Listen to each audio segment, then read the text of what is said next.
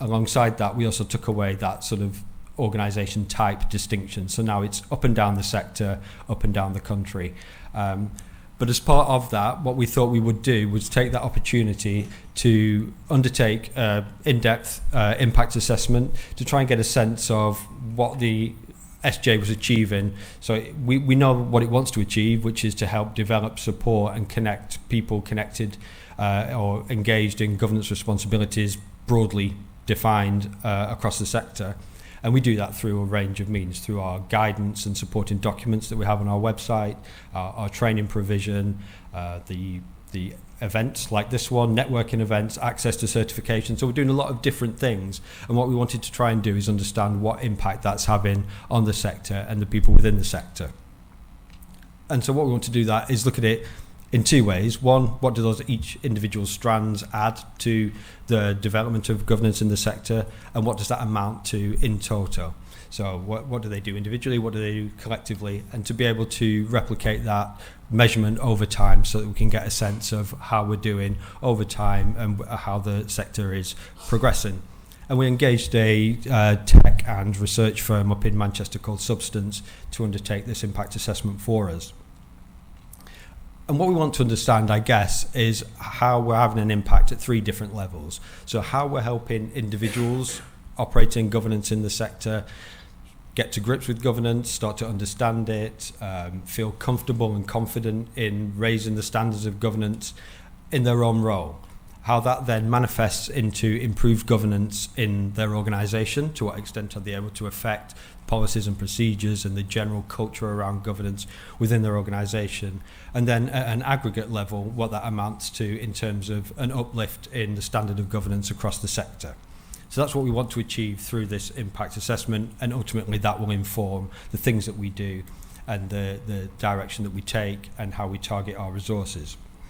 So we work with Substance to do a number of things. One of these was to develop an outcome framework where we'll look at what the optimal outcomes for each of those different levels are, and then to use that to inform a theory of change. So what are we doing? What are the activities that we're engaged in? What's the audience that we're aiming at?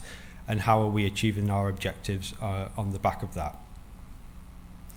And again, looking at that at those three different levels. And very quickly, I won't go too much into the methodology, but they worked with us behind the scenes, thinking, what we want to achieve, talking to us about what our objectives are for the project, what the audience is that we're trying to reach, and what outcomes we're trying to achieve through the SGA. And that involved talking to us, looking through our planning documents, our proposal documents, taking a look at all the data that we gather as a result of registrations, website data, feedback from all our events, and so forth. And then over the summer was the bit where probably you guys came in, and that was to take part in the community survey, and then stemming from that, a number of focus groups that helped us dig into a number of themes. And the results have been in now for about 6 weeks or so we've had time to digest them. And I often get pulled up by a number of people in the room, actually, for the huge reserves of enthusiasm and excitement that reside in me, not necessarily making it as far as my face, but I promise you I'm genuinely enthused by the results that we're seeing through this. So in terms of the website that we run, that's the sort of first port of call for people accessing the SGA. That's where we house our guidance material, all our content, access to our events and services. So we're getting around, or we've had since we launched, 48,000 unique visitors, primarily from the UK, but an interesting number from around the world as well. So that means that people are going to the website and they're finding stuff, and we're getting between 3,000 and 3,500 unique hits each month. So that's quite encouraging. On top of that, we've got around 1,800 people registered with us, drawn from around 850 organisations, again up and down the UK, but again, interestingly, 14% from around the world. And I think it's just worth reflecting for a moment that, not unrelated to that are the number of conversations that I've had with people in different countries sort of casting an envious eye at the provision that the sports sector in the UK has got in terms of uplifting its governance. And I don't think it should be understated the relatively privileged position that we're in with the sports councils as partners, in that not only are they asking and requiring improved standards of governance, but they're willing to commit energy, enthusiasm and financial commitment to helping the sector do that. So I think it's really worth reflecting that we've got those partners in the sector that really want us to improve governance and will help us to do so. In terms of the training side of it, this is obviously a big offering for the SGA, and we're currently standing at 664 training places having been taken up by people across the various different training offerings that we put out there, and they're drawn from just over 220 different organisations, so a nice breadth of organisations taking part in the training. Around half of those are NGBs, half of the about 1 in 10 are location based, so they could be active partnerships, could be organisations based around a specific town or a specific location. I think for me one of the interesting things is that where it says 664, that is places rather than people, because what we're seeing is people attending multiple courses. So that could be for one of two reasons probably. One is that they're looking to supplement the sort of knowledge-based side of the training, so that which is the essential and the leading side, so helping people to get to grips with themes and general issues around governance, with a more skills-based approach to some of our other training. So that's a practical application that people will use in the workplace in the governance sense. So that's one reason why people may be engaged in multiple courses. The other one is that there's a sense of trajectory. So we've got training provision that ranges from can't think of the word. So it's a basic level, sort of entry level, just getting to grips with sports governance, progressing through to an intermediate levels, leading sports governance, and then what we should look out for relatively soon in the future is a roadmap that we're looking to publish, which will show a sense of a trajectory and the offering that the SGA has across different stages of people's career, different stages of people's experience in governance. So it may be that you're new to the role, you're new to the sector, and we have one thing that's suitable for you, right through to the certification at the other end. So hopefully, if you engage with us, you can continue to engage with us, because we'll have something for you at different stages in your career. So those two of our big strands. So that's our knowledge and our sort of contact with people and our training provision. So what that amounts to in terms of impact is really where the sort of pleasing outcomes from this first impact assessment report comes. So to say that 82% of people feel more confident in their governance role as a result of engaging with the SGA is really quite pleasing. And this could be in terms of getting to grips with the nuts and bolts of governance that helps them fulfill their role. But it could also be the confidence to engage in and even to initiate conversations around governance within their organisation. And we're getting a strong sense, around 80% are saying that organisations are better run, that they're feeling able to improve the governance processes within their organisation as a result of engaging with the SGA. Similar number also says that that the SGA is helping to contribute to improved governance across the sector. I think we've got a bit more digging into that to do, but it's really encouraging that we're starting to have that impact already. Also, the pleasing side is that 9 in 10 people want to come back to us, so they're engaged with us and they plan to engage with us in the future. That's obviously something that we want. We want to grow our community, but we want to keep the people that we've already got, because it really is a vibrant one. So those are really interesting, really pleasing and really encouraging statistics. This one is also good for me, I think, because 88% saying that we're meeting their needs, that's a nice amount. 88 is quite high. It's high enough to make us think that we're doing a lot right, and that's encouraging to begin with. But that 12% is also interesting, and that there's things that we can do better. So we look forward to understanding how we can reduce that 12% and we can meet more people's needs. And what's interesting for me as well is why people are feeling that it meets their needs. And there's a strong element about the value that people attach to a community, being part of a governance network in the sector where they can go, they can share ideas, they can get solutions to problems. Governance sometimes feels like a lonely profession. you often feel like you're the only person dealing with a particular problem, but truth be known, you're not. There's someone at the end of a phone call, the end of an email, who can help you with that problem, or has been there, done something similar or identical recently. So we're all in this together. We all want the same thing, but it's coming through very strongly. I won't read out these quotes, but people really value that that sense of being part of something, that they feel a connection across the sector. And really the credit for this goes to you guys. I don't really tire of saying that, having worked in a number of different sectors, the sports sector is one of the most generous in terms of its time, its willingness to share ideas, experiences, good and bad.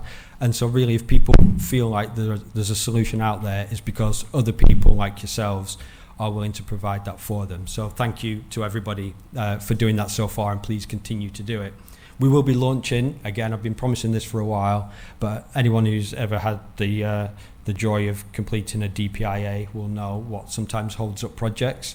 So we're looking to relaunch the Huddle very soon, probably in the next couple of weeks. So when that does come back online, please use that as a forum to share, to connect, and to get a little bit of peer-to-peer learning going so that we can really grow the network side of the SGA. So what does that mean in terms of where we go? I think there is still room for growth. Like I said, we changed at the end of 2022 in terms of the geographical spread of the SGA. What that means is that the England and UK-based organisations had a 3-year head start on Scotland, Wales and Northern Ireland. So we want to see our engagement with those audiences grow over the next couple of years, and we're working closely with those sports councils in terms of raising the profile, but also making organisations in those other countries feel like the SGA speaks to them as well. It's no good if they just come to our website and it seems to only be speaking to England and Wales or England and UK-based organisations. The next thing I think we want to do, and alongside that, is that in addition to reaching out to more organisations, which is obviously what we want from a sectoral point of view, in terms of affecting governance change and cultural change within organisations, what I really want to focus on is increasing the number of people per organisation that's engaging with the SGA. We've got a good number of double figures from organisations, a few that are in the 20s. The highest one has 40 people registered with the SGA, but there's also a lot. It may be appropriate sometimes if they're down in single figures. So what I want to see, and this is in a sense as a call out to you, particularly if you're in a position where you're in charge of the development of your board or your leadership teams or your governance teams, is if you can get your board members, your colleagues engaged with the SGA, if you can make it part of their governance development program, if you can make it part of an induction program, just to, as part of your induction program, especially if they're new to the sector or they're new to a governance role, get them involved in the SGA, and we can hopefully take some of the heavy lifting from you. In terms of what's next for the impact assessment, obviously we're going to delve more closely into the lessons that have been learned from this first one. We want to see what we can do better, what's working less well than we would have liked, and really make sure that this is fit for the sector for the next minimum of 3 years that we have the funding for to continue delivering the SGA. The next iteration of the assessment is currently underway. We're planning that, and we're going to look more closely at some of the governance needs, some of the specific areas of impact that we want to really dial in on over the next couple of years. And again, if I could just ask for your help on that, if you see the surveys come around, if you see the opportunity to join focus groups, please do take advantage of those, because like I say, the SGA isn't ours, it's yours. We want it to meet your needs, and the best people to tell us what your needs are is of course you. So please do get involved in that, and we will look to make the changes that we can to ensure that this is the best project that it can be for the sector. So all in all, very promising, very pleased with the results so far, and that obviously brings with it a lot of thank yous. My colleagues internally at the Chartered Governance Institute, a number of colleagues that are at the sports councils or have been past and present, and some directly linked to the SGA, but other colleagues as well that just want to see this project work. Our training providers, I can see Roland in front of me, and a lot of those 664 people who've been on screen with Roland over the past couple of years may now today get a chance to meet him in person. Sorry if I've ruined your lunch, Roland, by encouraging people to say hello to Roland in real life. All of the people that have contributed essays, knowledge-based material, blogs, webinars, today's speakers, the SGA couldn't work without them. So a massive thank you to those. And also slightly behind the scenes, we've got a really enthusiastic, a really generous in terms of its time advisory board that helps us make sure that we're heading in the right direction, that gives us input on meeting the needs of the sector. And we've also got a very enthusiastic and supportive programme board. So all in all, I feel in a very fortunate position of being involved in a project that has so many people around it that just want it to be a success. And that's not always the case in projects, as I'm sure many of you know, but that's definitely the case that we've got with the SGA. So I'm really pleased and really proud to be involved in a project that has so many supporters and so many people wanting to make it work. But ultimately, the big thanks goes to you guys for being here, for coming on our courses, for reading our materials and inputting in all the ways that you can and all the ways that you do. So please continue to do that. And that's a very harem-scarum run through the impact assessment. We will be putting a version of it out. It's quite dense at the moment. It's like 120 pages. I don't think anyone's going to read it cover to cover. So we're going to put a more digestible version out on the website relatively soon, so you can dig into some of the areas where we're hopefully making some progress. So I think the best thing for me to do is to get out of the way, to try and get some of this time back today, and so we can get on with making the next bit of impact, which is today's conference. And we're going to start with session 1, which is on AI, which is probably an issue that is affecting us more than we know already, and is going to affect us more than we probably anticipate going forwards. So to run through some of the risks and opportunities that we can look forward to in the AI sphere, if I can invite up the panel for the first session, which consists of two people. Okay, well, it will be 2 people. It will be 3 people. It'll be 2 people called Sam and 2 people with a connection to Sheffield Wednesday. And at the centre of that very specific Venn diagram is my SGA teammate and the man with the most appropriate initials you're ever likely to come across, Sam Green Armitage.